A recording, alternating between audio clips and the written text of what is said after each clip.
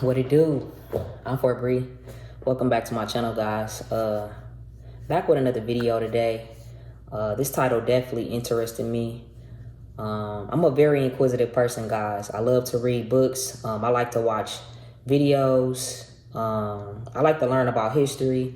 And I also like learning about things that's outside of my norm, and I definitely don't want to ruin it for you guys, so I won't talk too much about it. But the title is why some black women are turning to witchcraft.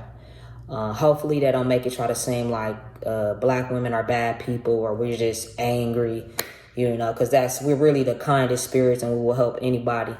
So yeah, let's get into the video real quick.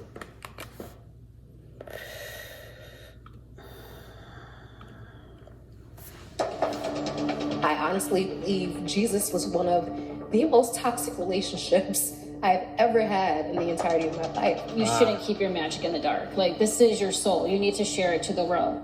Let it rain on me now. So be it. So it is.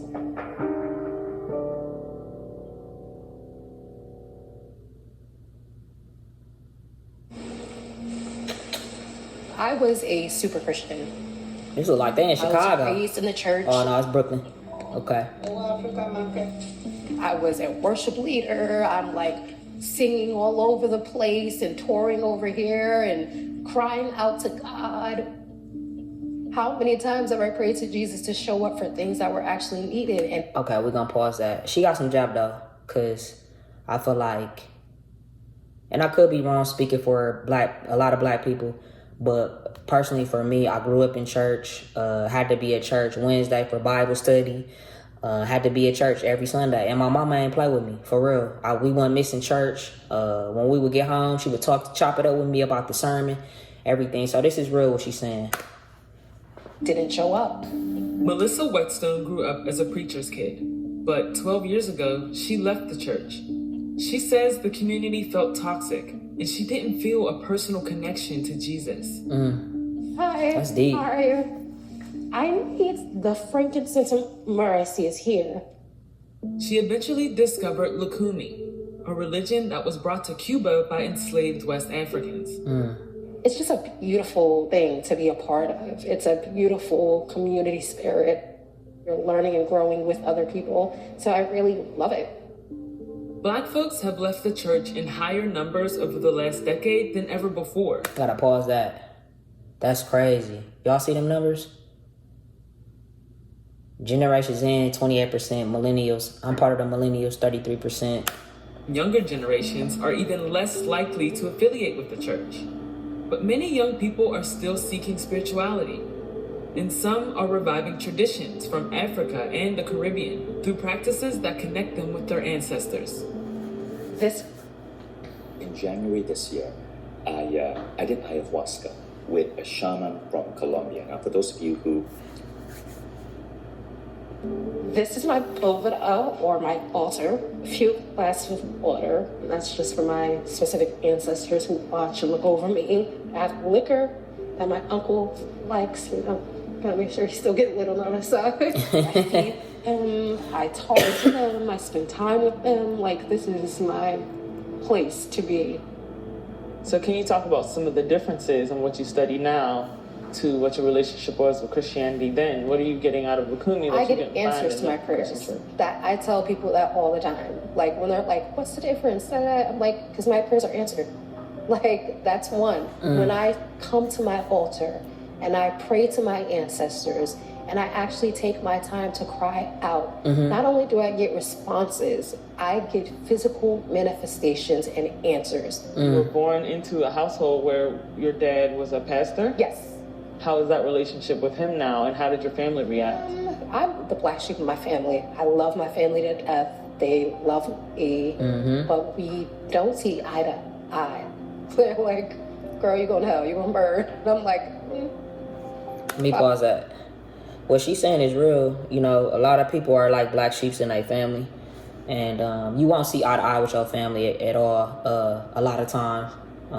I just feel like, I don't know how it is with other cultures, but black people, like, we get into it with our families, our brothers and sisters when we don't agree, And I don't really think there's anything wrong with being a black sheep, because we all different in our own way. But just because somebody is different don't mean that you treat them bad or you try to make them feel low, you know, because they believe in things differently than you. You know what I'm saying? So we got to remember to keep it respectful and open-minded. We'll be burning together. Ironically, it is often because of that kind of religious conservatism that people move out. Shout out Vice, man, with all these beautiful black women in this short documentary. A lot of these religions came to the United States after the Middle Passage, after the period of slavery. Like other immigrants, they bring their cultures and their religions. But because when they come to the United States, they're often met with hostility, they tended to be secretive. Can you talk about the role that social media has played? Because especially if we're talking about the younger generation, they might not be as dedicated to being ordained and, you know, kind of doing all these rituals. But if I go up and down my timeline, now everybody's a witch. Everybody's burning sage. Prior to the turn of the 20th century, they utilized the internet or whatever media was available in order to be spiritual. Niggas remember Miss Cleo on what? Goods and services. They would treat clients and so forth. With the coming of the digital age, and in particular social media, I really feel like younger people are grabbing on to some of the digital trends where they can sort of brand themselves as practitioners. It's a kind of identity to be a part of this. So the internet and social media has certainly helped to popularize it, but I really do feel strongly that this is something of a movement in that young black people, they are reaching back, they are recovering that which is ancestral, but they're doing it in their own way. So do you want to light the candles? Should we do that? Yeah. Okay, I'm going to actually carve my sigils in the candle because it's in here. Majori is a 29-year-old fashion designer living in New York who practices witchcraft. She casts spells with a coven of other young witches. We're making money jars. So we're adding different herbs that manifest prosperity, money, success. I feel like, you know, Hollywood and like in the movies, they kind of like gave this idea that, you know, magic was scary. And it's like, is this scary? It's not. Would you consider this your religion as opposed to being Catholic? Yes, definitely. Divination is my main form of like spiritual practice, but being Catholic too, it still like resonates and there's like some roots in there. I feel like Catholicism is extremely witchy. I mean, drinking the blood of Christ, I mean, you know, that whole sacrament, that's a ritual. Like it is witchcraft. They just don't want to call it that. I just feel like we kind of need to get rid of that taboo mentality of like, this is something that is like evil or, you know, harmful, because it's not at all. It's the complete opposite of that. Do you feel like in the last 5 to 10 years or so that is happening? Because of social media, there's a huge surge of giving a light to the divination community and like witchcraft and everything, and people are now being more vocal about their practice and being more comfortable expressing themselves and sharing witchcraft. And I think that's okay. I'm gonna pause it right there. I'm not really too educated on wizardry or witches, but you know, I remember like, I don't know if you ever seen a show about Salem witches, and you know, back, you know, then, you know how, you know, I feel like witches kept that shit undercover because, you know, motherfucker be ready to burn you on that stake or just put you out wherever you at. So, you know, I believe we are living in a different time. And I kind of think it's dope what they doing if they using it for the right type of prosperities. You get what I'm saying? I think I heard them saying something about money prosperity. That was casting a spell for money prosperity. That's valid. But, you know, this shit can really turn dark too. You know what I'm saying? I definitely believe in God. You know, we know the devil out here operating like never before. So, you know, peace be upon all these ladies right here. beautiful. This is Ultra Magica, or crystals, coming out of the broom closet. So I have Majori, the punk priestess, here in the flesh. For many young I don't know how I feel about them being alive with has this. replaced the one they might have had at church. But they doing their thing though. I ain't trying to knock it at all. That come with other religions. I'm not the type of witch that likes to subscribe to rules. I just do whatever it is I please. If it doesn't fit the spell, I will improvise. It is what it is. I feel like the rules, it's like oppressive. We need to have, the system. You have to be a certified tarot reader. And it's like, I want to dismantle and get rid of that, because that's love the not crystals. what healership really is. You don't. That's why we're here. That's why Tiger's we're here. Eye. You don't have to. If you know, you know. If you because, don't, who's go telling Google you? Tiger's Eye right now. Again, have your own independent thought. That is what divination is. These ads, Welcome to my show Jesus. called The Premise. Meaningful issues Anything for the cause. explored through me. I'm just holding it out.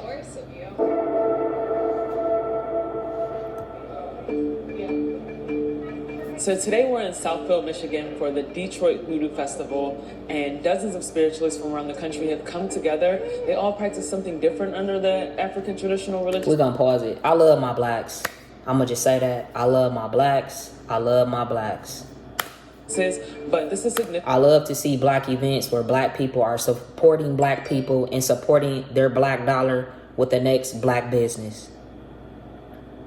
I still don't think millennials and Generation Z don't understand that yet. When we understand that, we're going to turn up on a whole nother different level. Because 20, 30 years ago, these things were done in secret. So now they're gathering here at this hotel behind me for See, I classes, told y'all. workshops, there's vendors, and they're all just here to celebrate this new birth of spirituality. I want to thank everybody for coming to the first annual Detroit Voodoo Festival. And first up, we have a wonderful, powerful priestess, someone who really has a working grasp of the spirit, a working grasp of the traditions, a working grasp of how to facilitate and create change in your life. So please, if you would, welcome my sister, a powerful priestess, Meji Fayebeyu. Hi, y'all beautiful people. How are y'all? First of all, thank you. Came in the room with awesome Ifa energy. Abeyo is Melissa's spiritual mentor in the Lukumi faith. The Bible is the biggest spell book known to man. We just don't know how to use it. Wow. Ifa was initiated into Lukumi 4 years ago, but has been practicing divination through tarot card readings since the 90s. So what was that experience like 20, 30 years ago, reading tarot cards? And do all of this stuff. They call you root people, root workers, conjure people, and things like that. So it was taboo. It wasn't as it is now. That was a no-no. You would come after church when the lights are out. You would come at night and, get your reading or whatever work you need done. But it wasn't out like now. You would go in New York and Central Park and you got a table full of everybody reading. 20, 30 years ago when you were doing tarot and things in secret, could you imagine that in 2021 you'd be at a Detroit Voodoo Festival teaching a class? Now, I will say this. The person that started to do this, to take it out on the road, a lot of spiritual people were against it. They were like, no, it's going to bring a lot of negative. It's going to make spiritual people look horrible. But we still did it because people now have a hunger. How do you see these traditions and these Love my religions blacks. evolving in the next 5 to 10 years? I see that more and more people who study this are seeing the health benefits, the mental health benefits, the healing benefits of religion and spirituality. It may not be conventional, it may not be what your parents did, but it's really, this is something that I think is going to grow, and it might be more broadly accepted because it works. Let us be sun-drenched and beaming, anointed, let it rain. Let it rain on me now. So be it. So it is. And so it is. So it is.